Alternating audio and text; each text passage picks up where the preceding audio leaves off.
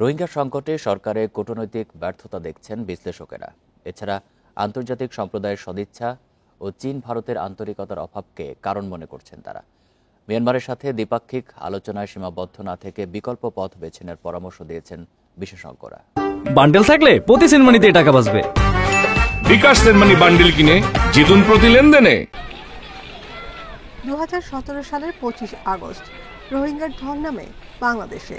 কক্সবাজারে আশ্রয় নেয় 8 লাখ রোহিঙ্গা। 8 বছরে সেই সংখ্যা দাঁড়িয়েছে 12 লাখে। গত 1.5 বছরে এসেছে আরও 1.5 লাখ। রোহিঙ্গা বাড়লেও কয়েক বছর ধরে কমছে মানবিক সহায়তা তহবিল। টানাপোড়েনের মধ্যে আশ্রয় শিবিরে বেড়েছে সন্ত্রাসী তৎপরতা। প্রত্যাবাসন প্রক্রিয়াও প্রায় বন্ধ। এর পেছনে কূটনৈতিক ব্যর্থতাকে দুষছেন বিশ্লেষকেরা। কূটনীতির একটা বিশাল ঘাটতি, কারণ একটা হলো যে আমরা মিয়ানমার বা তাতমাদর সাথে আমরা এমন কোনো কাঠামো করতে পারিনি যেটা তারাও মনে করবে যে এটার মধ্যে আমরা যেতে পারি, এবং যেই ধরনের আন্তর্জাতিক প্রেশার প্রয়োজন মিয়ানমারকে পরিবর্তন করার, সেটা গত 7 বছরে হয়নি। আমাদের কূটনৈতিক অবস্থান, সেখানে আমরা কোনো শক্ত অবস্থানে যেতে পারিনি, না চীনের সাথে না ভারতের সাথে।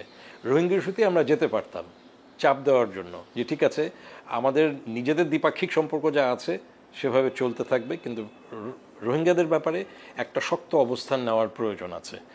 আন্তর্জাতিক আদালতে মিয়ানমারের সেনাবাহিনীর বিরুদ্ধে গণহত্যার বিচারিক প্রক্রিয়াও চলছে ধীর গতিতে। বিশ্লেষকরা বলছেন, রোহিঙ্গারা ঐক্যবদ্ধ থাকলে তাদের অধিকার আদায় সহজ হতো, কিন্তু সে পথে আগ্রহ নেই তাদের। ওখানে ভেতরে তো এক ধরনের একটা অরাজকতা চলছে এবং ক্রমশ সামরিক জান্তা, সেখানে জান্তা সরকার দুর্বল হয়ে পড়ছে। এটাকে আমরা কোনোভাবে কাজে লাগাতে পারি কিনা। তো সেখানে দেখা গেল যে সশস্ত্র সংগঠনগুলো হতে পারছে, কিন্তু রোহিঙ্গারা নিজেরা সংগঠিত হয়ে কোনো উদ্যোগের মধ্যে আসতে পারেনি।